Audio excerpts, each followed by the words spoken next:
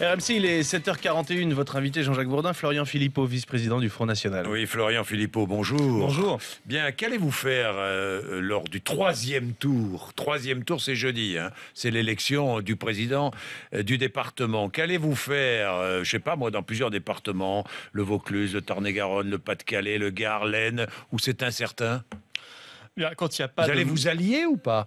Quand il n'y a pas de majorité qui se dégage, on l'a toujours dit, on prendra nos responsabilités pour essayer d'améliorer la vie de nos compatriotes en proposant à tous les élus qui ont la possibilité de faire une majorité, s'ils veulent nos voix, de s'engager sur des points fondamentaux pour nos compatriotes. Une charte en quelque sorte, Une sorte de charte comme qui contiendra la baisse des impôts départementaux, l'amélioration de la situation des personnes âgées, plus de sécurité dans les collèges, l'interdiction du voile à la crèche, des mesures de bon sens. Tiens, la suppression des retraites, ça c'est quand même un scandale, des retraites complémentaires pour les anciens élus départementaux. Ils se votent chaque année des subventions faramineuses. Parfois, vous cotisez 29 € par an quand vous êtes ancien élu et vous touchez entre 5 et 20 000 € par an de retraite complémentaire. Même quand vous êtes ancien ministre. On a vu des cas comme cela dans Lyon, par exemple.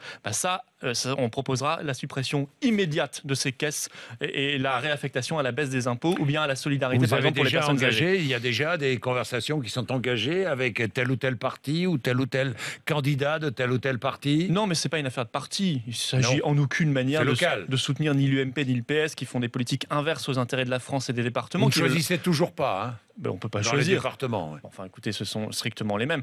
J'ai relu hier, par exemple, ça m'a fait rire, que Sarkozy avait proposé à Valls d'être ministre en 2007. Donc on voit bien à quel point les choses n'ont pas changé. Et le parti unique qui est en train de se constituer sous nos yeux, qu'on pourrait appeler l'UMPS, on peut trouver un autre nom. Marine Le Pen avait pensé au ROM, le Rassemblement des organisations mondialistes, par exemple, est en train de se constituer, se créer, c'est-à-dire un parti qui se fait à courte échelle systématiquement, comme ils l'ont fait là entre les deux tours, où le PS a appelé à voter UMP, et l'UMP, contrairement au Nini national qui n'était qu'une vitrine, a appelé à voter PS, voire PC, comme à Perpignan, et en tout cas a fait la campagne du PS. Est-ce que, franchement, vous n'êtes pas un peu déçu ce matin?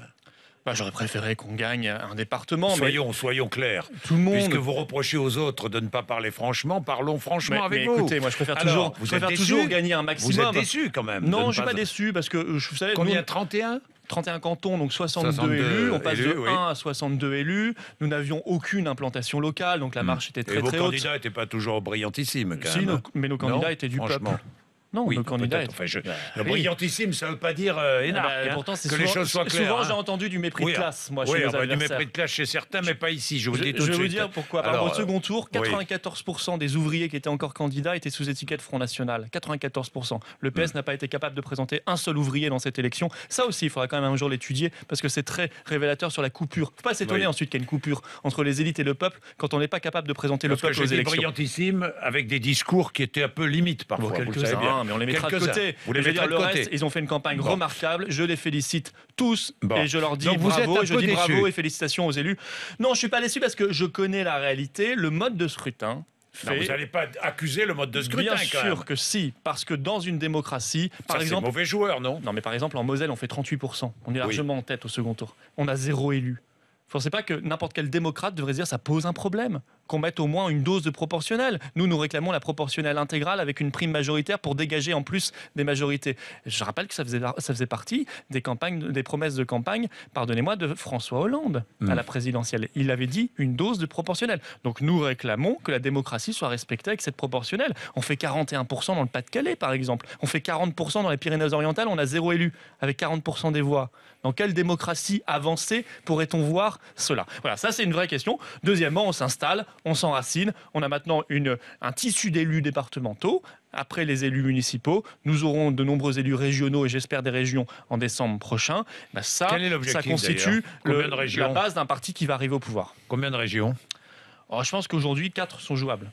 4 régions. 4 grosses régions, donc 8 anciennes régions. Ça représenterait 8 anciennes régions.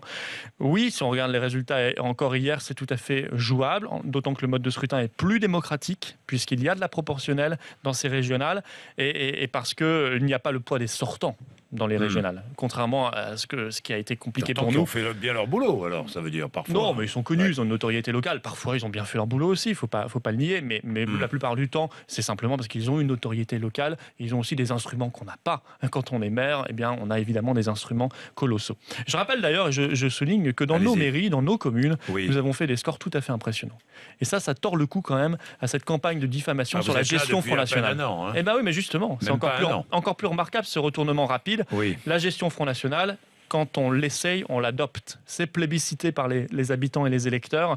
Et ça, je crois que ça fera réfléchir nos compatriotes s'ils veulent vraiment changer, parce que l'UMP n'incarne aucune espérance. C'est simplement le jeu du balancier qu'on a vu hier. C'est la victoire de Nicolas Sarkozy, tout le monde le dit. C'est la victoire de Nicolas Sarkozy, surtout lui. Philippot. C'est surtout lui qui le dit. Non, pour le reste, non, les commentateurs le disent. Non, si on le regarde sereinement, ils ont bénéficié d'un jeu. L'UMP a gagné. Ils ont bénéficié d'un jeu de balancier. Le modem. Ils ont bénéficié d'un jeu de balancier et d'alliance. Simplement, il ne suscite aucune espérance. C'est un parti qui était au pouvoir et Nicolas Sarkozy ne suscite aucune espérance, aucune attente dans la population française. Chez vous. Il avait 10 ans pour faire ses preuves. Il ne les a pas faites. C'est un jeu de balancier qui a été favorisé par le mode de scrutin. Ça n'est rien d'autre. L'UMP avait déjà 41 départements avant dimanche, je le rappelle. Ils avaient déjà 41 départements. Bien, merci Florian Philippot. Merci à vous d'être venu nous voir ce matin. Il est 7h.